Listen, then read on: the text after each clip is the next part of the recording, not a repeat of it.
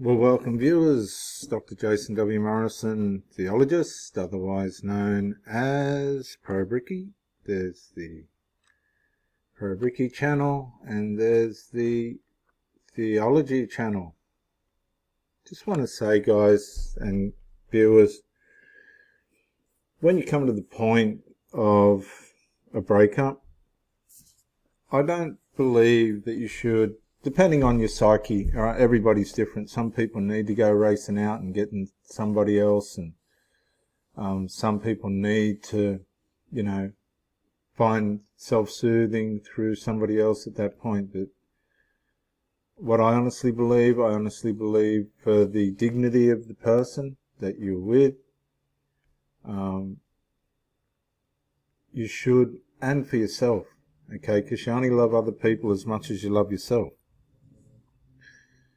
You need to step back. You need to come back to yourself and take time to do a post-mortem on the relationship, work out what the situation was and how it ended up where it did, why it ended up where it did. Give yourself time to come to terms with what happened without judgment. We're all entitled to our opinion. That's fine. Got no problem with that. And it is what it is. Once that person's gone, it's up to them what they're going to do. And it's more importantly up to you as to what you're going to do for yourself. Now, you're going to learn from that experience and come back to yourself and grow. Are you going to go out and try and bounce and bing and bop with other people? I don't think that's good for anybody's mental health, but that's what some people do. Are you going to look inside your heart and wonder, well, you do question yourself. You question whether you've made the right decision. Why did that decision get made? What was the reasons for it? What actually happened? And this kind of thing. But until you come to terms with yourself, until you've examined yourself, until you've resolved within yourself what happened and why it happened and how it happened and all the rest of it, I don't think you should be going anywhere. I think you should be taking time to be spiritual and sitting with your God or your means of devotion and meditation. I think you should be working on your health and your fitness and your mind. Everything follows your mind. Pay homage to the relationship. Find therapy. You have to find therapy so you can be honest about what happened.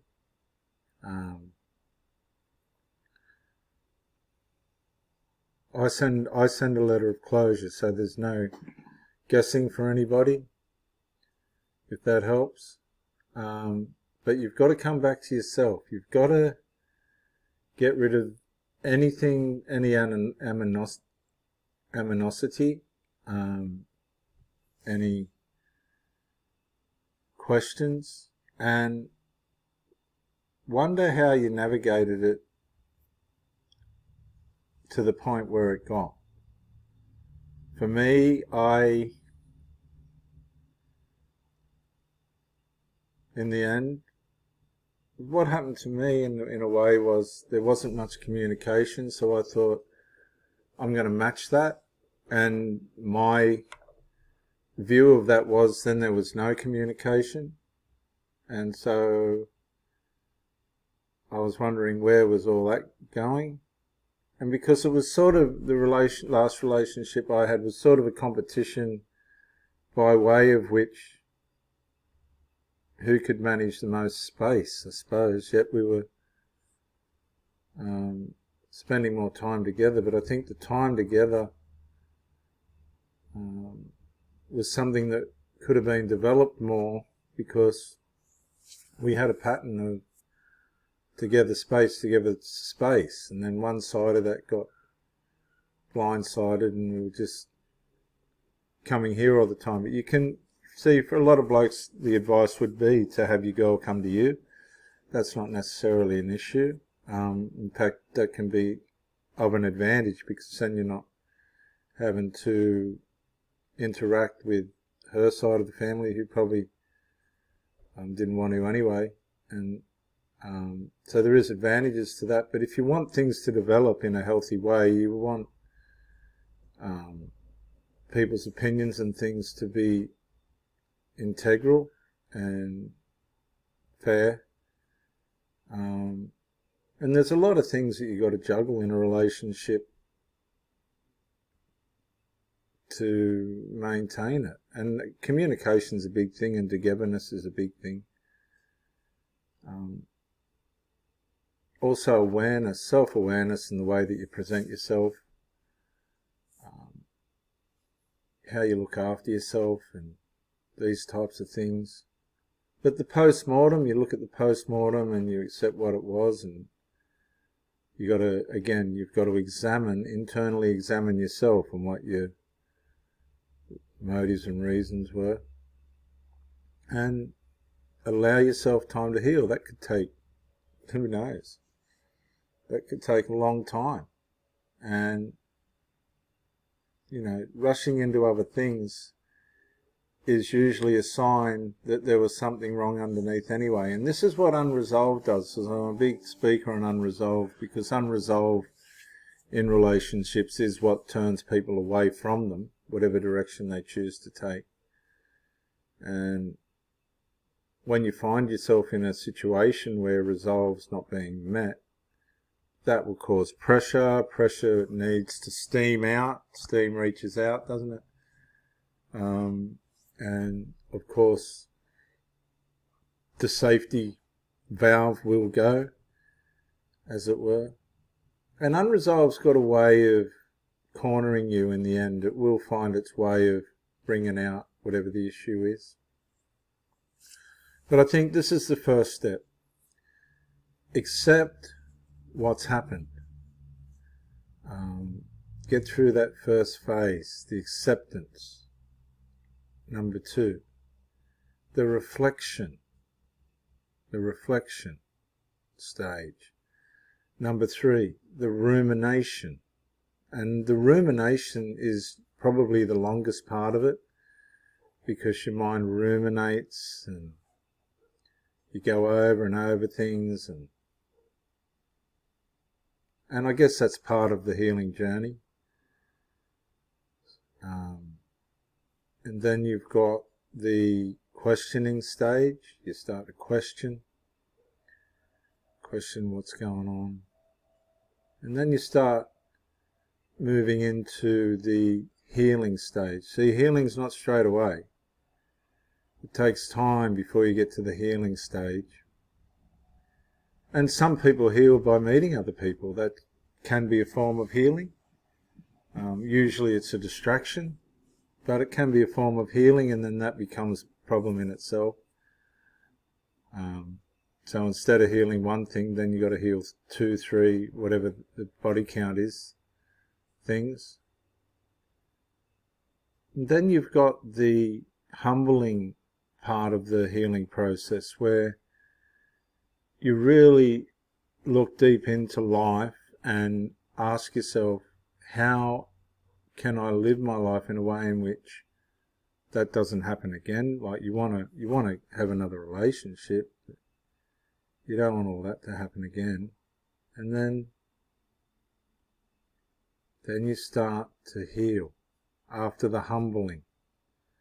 And if you haven't got the humbling, which is where you look deep inside yourself,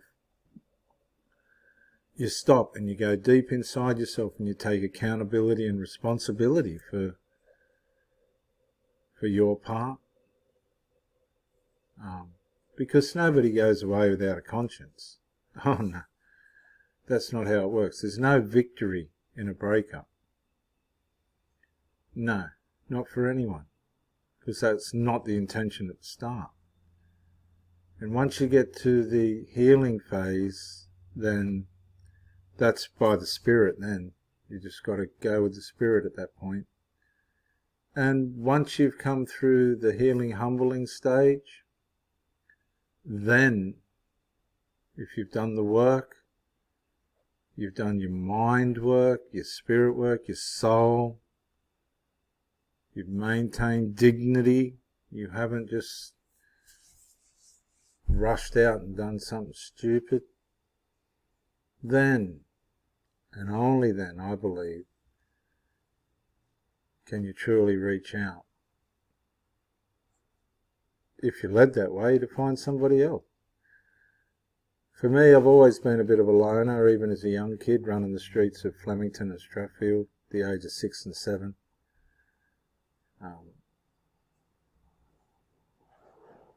I've always been a bit of a loner. I always surfed on my own. I'm so glad I never got attacked by a shark. I always rode on my own. Spent hundreds of thousands of hours on Harleys and surfboards, and always had my women on my own. And that can help as well. I've got just a couple of friends that are very transparent and don't give advice that's one-sided. And I share little with few. And that's how you heal. Until you come to that place where you're humbled, right, where you're completely humbled and you go, well, I've spent that time with this person, it hasn't worked out.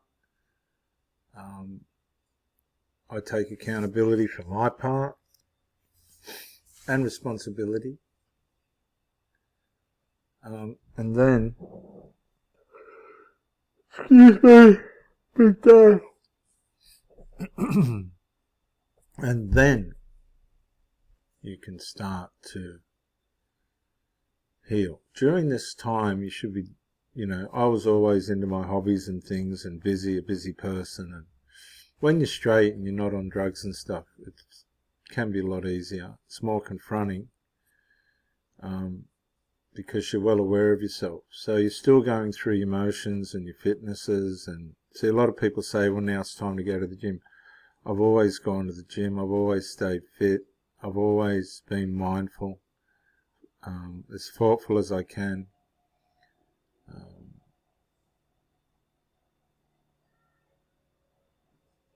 But it takes time, and you have to appreciate that. And